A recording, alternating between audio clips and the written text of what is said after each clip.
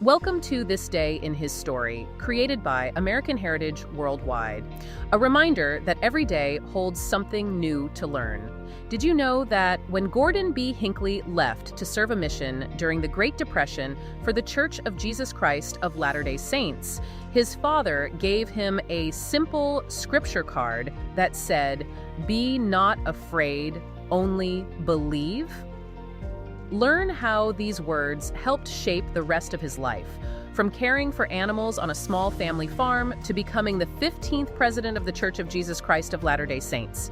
Discover that his ancestors included pilgrims who traveled to America on the Mayflower in 1620, and that his maternal great-grandmother drove 2 yoke of oxen into the Salt Lake Valley in 1849.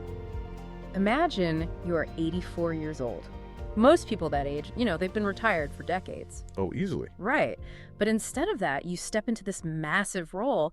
Millions of people globally are suddenly looking to you as a literal prophet. Talk about pressure. Yeah, and one of your very first major public moves is sitting down on national television.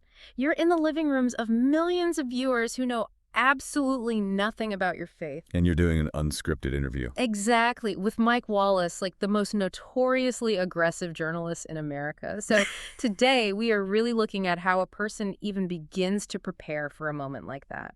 Welcome to the Deep Dive, by the way. Our mission today is to take a stack of biographical excerpts, journal entries, and timelines, and just extract the core essence of this monumental life. Right, because, nobody just wakes up one morning with the capacity to navigate that kind of pressure. Today, we are looking at Gordon B. Hinckley. He was the 15th president of the Church of Jesus Christ of Latter-day Saints. He lived to be 97 and, honestly, fundamentally changed the global footprint of his faith.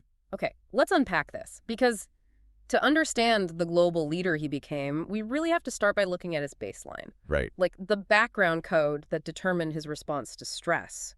He was born Gordon Bittner Hinckley on June 23, 1910 in Salt Lake City, Utah. His parents were Bryant Stringham Hinckley and Ada Bittner. And Ada was actually his father's second wife. Right, because his first wife, Christine, had passed away. Exactly, which meant Gordon grew up in a household of 13 children. 13? That is a lot of kids. He really is. 8 from Bryant and Christine, and then 5 from Bryant and Ada. But the sources emphasize over and over that this massive household operated with absolute unity. Yeah, no distinction between half-siblings at all, just one big family. And a family with an intense historical sweep, too. On his father's side, the ancestry traces all the way back to the Pilgrims on the Mayflower in 1620. Wow. Yeah, and includes a grandfather who actually joined the church in Nauvoo, Illinois, after personally hearing Joseph and Hiram Smith preach. That's incredible. And then on his mother's side, you have a great-grandmother who journeyed to the Salt Lake Valley in 1849. And her journal entry from that time is just strikingly intense. Oh, I read that part. She wrote that she drove 2 yoke of oxen, right? Yes, a heavily laden wagon through heat, cold, deserts, and mountains to reach the valley. And she did all of that at 11 years old. 11. Just imagine that. I can't even... I look at a heritage like that and I see it as a sort of cultural operating system. Oh, absolutely. It's not just a collection of nice bedtime stories. It's the psychological baseline you inherit. Like, if your great-grandmother drove oxen across a continent before she was a teenager, your threshold for what constitutes a hardship completely changes. It has to, right? Yeah. But it's easy to read about 11-year-olds driving oxen and think of them as these superhuman characters in a storybook. How did that tangible history actually shape Gordon's everyday mindset? What's fascinating here is that Gordon actually articulated that exact sentiment later in his life. He frequently said, quote, "Be true to your parents and your heritage." So he really felt that weight. Oh, definitely. He viewed that pioneer history as a literal standard he had to live up to. He didn't just observe his history, he was really forged by it. Which is a standard he had to tap into fairly early on, it seems. Yeah. As a kid, he suffered from a severe case of whooping cough. Oh, man. It compromised his health to the point where a doctor told the family the boy simply needed fresh air to survive. Just fresh air. Right. So, to accommodate this, the family actually bought a 5-acre farm in the Salt Lake Valley. And that farm kind of became the critical laboratory for his development, right? Exactly. You have this massive family, and now they have 5 acres of agricultural work. Which is no joke. No, not at all. That is where the pioneer work ethic we just talked about transitioned from a historical concept into his daily physical reality. They learned the absolute necessity of working together to keep things running. And he really needed that work ethic because he graduates from the University of Utah in 1932. With a degree in English. Right, an English degree. But the timing is just brutal. I mean, he is graduating right into the teeth of the Great Depression. The economic devastation was everywhere. Everywhere. And at this exact moment, he is expected to serve a mission for the church. And understandably, he hesitates. Which makes perfect sense. If you're looking at the mechanics of the situation, his family is dealing with the Depression. Yeah, money is tight. Exactly. Yeah. Missions are a massive financial burden, and he feels entirely unsure about asking his family to support him. We often look at monumental leaders and assume they had unwavering confidence from day one, you know? Oh, for sure. We see the finished product. Right. So seeing his hesitation makes his eventual success much more profound to me. It's a crucial pivot point. He's wrestling with this, but he ultimately decides to leave for the European mission. And as he departs, his father hands him a card with a short scripture. Mark chapter 5, verse 36. Be not afraid, only believe. But it was a follow-up letter from his father shortly after he arrived in Europe that truly set the trajectory for his life. Yeah, because Gordon was still struggling, right? Deeply. He was feeling the anxiety of the work and the burden on his family. And his father wrote him a very direct piece of advice. He just said, forget yourself and go to work. Now, wait, let me push back on that a little bit. I hear go to work, and my instinct is to think of blind action. Like just keeping busy. Yeah, just staying busy to avoid your feelings. But blind action can be a disaster if you're just spinning your wheels. It wasn't just busy work his father was prescribing, was it? No. The operative phrase there is forget yourself. Anxiety, especially the kind of paralyzing hesitation he was feeling, is almost entirely inward focused. Because you're just stuck in your own head. Exactly. You are obsessing over your own inadequacies, your own lack of resources, your own fears. Right. So his father was offering a profound psychological mechanism. Action cures fear, but only if that action is outward-focused service. Ah, I see. By shifting his entire cognitive load onto the people he was serving and the work he was doing, the internal anxiety naturally dissipated. He applied that advice, and the sources note it completely transformed his mission. And that momentum clearly didn't stop when he returned home. Because when we look at the next few decades of his life, it reads like an incredibly intricate apprenticeship. It really does. He comes back from his mission and immediately goes to work for the church as the executive secretary for a brand new committee, the Radio, Publicity, and Mission Literature Committee. Think about the strategic value of that role. It's the 1930s. He is taking that English degree, and he is utilizing it to translate the church's message for modern mass media. He's honing his skills as a writer, he's navigating public relations. And he's working directly with the quorum of the 12 apostles, building relationships with the senior leadership. He's essentially standardizing a global message, and his life is moving forward on all fronts. In April 1937, he marries Marjorie Pay in the Salt Lake Temple. And they go on to have 5 children. Right. That same year, he's called to the Deseret Sunday School Union General Board. But then World War II breaks out, and we see another obstacle. Yeah, he tries to join the U.S. Navy in 1943. But those lingering lung issues from his childhood whooping cough pop up again, and the Navy actually rejects him. So how does a guy whose operating system is forget yourself and go to work handle being told he literally cannot serve in the military? He pivots. He contributes to the war effort by taking a management role in the railroad industry. Oh, wow. Yeah, he learns the massive, complex logistics of moving resources and people across a continent during a global crisis. Here's where it gets really interesting. If you look at the mechanism of what he is doing, he isn't just preaching on weekends. He is learning the absolute nuts and bolts of how to scale an organization. Completely. He assists in introducing uniform missionary lessons. He supervises the creation of the first temple film, which is then dubbed into multiple languages. Let's look at why that specific detail is so vital. The dubbing of a temple film. Up to that point, sacred temple ordinances were primarily presented live in English. Which works when everyone is in one place. Right. But as the church expanded globally, you had a structural bottleneck. Yeah. How do you deliver a sacred uniform experience across multiple languages and continents without losing the fidelity of the ordinance? You utilize the media training he had just spent years developing. Exactly. You film it and you dub it. He was solving the logistical problems of a worldwide faith. Which totally explains why his leadership trajectory moved exactly the way it did. In 1958, he's sustained as an assistant to the 12. For those not familiar with that specific title, what does that actually mean in terms of day-to-day operations? At that time, an assistant to the 12 acted as a vital logistical and administrative bridge. The top leadership in Salt Lake City couldn't be everywhere at once. Sure, that makes sense. So men like Gordon B. Hinckley were dispatched to act as the connective tissue between the headquarters and the rapidly growing local congregations around the world, He spent years leading the work in Asia. and later supervised the work in South America.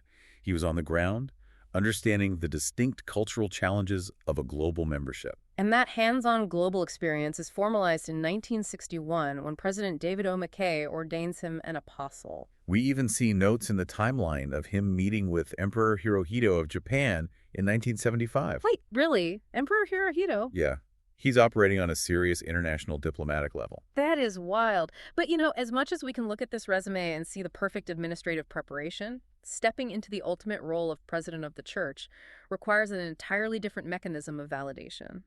Exactly. Administrative competence, PR training, and global logistics are secondary when the actual mandate of the role is to be a prophet. So let's look at how he arrived at that moment. Well, he served in the first presidency as a counselor to 3 different presidents. He was a counselor to Spencer W. Kimball, Okay. then first counselor to Ezra Taft Benson, and first counselor to Howard W. Hunter. He was the steady hand helping guide the church through decades of transition. And then, on March 12, 1995, after the passing of Howard W. Hunter, Gordon B. Hinckley is set apart as the 15th president of the church. And the journal entry he recorded about the days leading up to this is just staggering. It really is. He describes walking alone into the room in the Salt Lake Temple where the portraits of all the past presidents of the church hang. The psychological and spiritual weight of that room must have been immense. Unbelievable. He writes that as he sat there, he looked at those portraits, and they seemed almost to come alive. He recorded that their eyes seemed to be upon him, and he felt a distinct spiritual reality, that they were encouraging him, pledging their support. And confirming that they had spoken on his behalf in a council in the heavens. He then gets on his knees and offers a lengthy, pleading prayer. He records that he heard the word of the Lord, not vocally, but as a distinct warmth felt within his heart. Assuring him that he would be sustained as president, prophet, seer, and revelator. I marvel at that. How does someone even process stepping into that reality? Day to day, a title like prophet, seer, and revelator means you are entirely responsible for the spiritual direction of millions of people. It's a heavy mantle. You are claiming a direct mandate from God. How do you carry that? If we connect this to the bigger picture, this is the moment where the scaffolding we've been talking about meets its actual purpose. In his journal, he actually admits his vulnerability. Right. What did he say? He writes, "I hope that the Lord has trained me to do what he expects of me." But it was this specific confirmation of the Spirit that acted as the catalyst. It took all of that logistical, media, and administrative training, and it ignited it with absolute, undeniable spiritual certainty. He recorded his resolve right then and there to give total loyalty to the Lord and to just go forward with absolute assurance. And grounded by that exact certainty, he hits the accelerator. He really does. I mean, he is 84 years old when he takes on this role. Most people are slowing down, but the sheer volume of output is historic. In September 1995, just months in, he issues The Family, a proclamation to the world. Which is a massive doctrinal document. Yeah. And then in April 1996, we get to the Mike Wallace interview on CBS's 60 Minutes that we talked about earlier. Right. He takes the church into the mainstream media in a way no president had ever done before. And think about why he could do that. It wasn't just bravery, you know, it was decades of mechanism. The guy who ran the Radio Publicity and Mission Literature Committee in the 1930s was now sitting across from Mike Wallace in the 1990s. Exactly. He knew exactly how to communicate his faith to a modern, skeptical audience. He had all the reps. He did. And he coupled that public visibility with massive structural growth. In November 1996, he established LDS Charities. Creating a formalized worldwide humanitarian outreach program. And in April 1997, he organized 3 additional quorums of the 70. Okay, let's break down the mechanics of that real quick. Why does adding quorums of the 70 matter so much? It's a mechanism for decentralizing management while maintaining absolute doctrinal unity.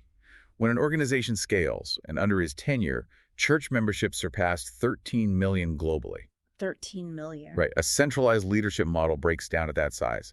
You cannot manage 13 million people in hundreds of different countries from one building in Utah. Makes sense. By expanding the quorums of the 70, he created localized, authoritative leadership structures all over the world that reported back to the top. It was honestly a masterclass in organizational scaling. The visibility just kept climbing, too. In 2002, Salt Lake City hosted the Winter Olympics. And he welcomed the world to the headquarters of the church. Later that same year, he dedicated the Nauvoo Temple in Illinois, which, if you think about it, is an incredible full-circle moment, considering that is the exact city where his grandfather joined the church over a century earlier. And yet, despite the 13 million members, the temples, and the global media presence, the sources give us a look at his final days that is incredibly intimate. Yeah, that part really got me. On January 20, 2008, 1 week before he passed away, he was attending the renovation of a chapel. His daughter, Virginia, recorded a prayer he offered there. It was highly unusual, wasn't it? It was, because he explicitly petitioned the Lord for comfort for himself as a prophet.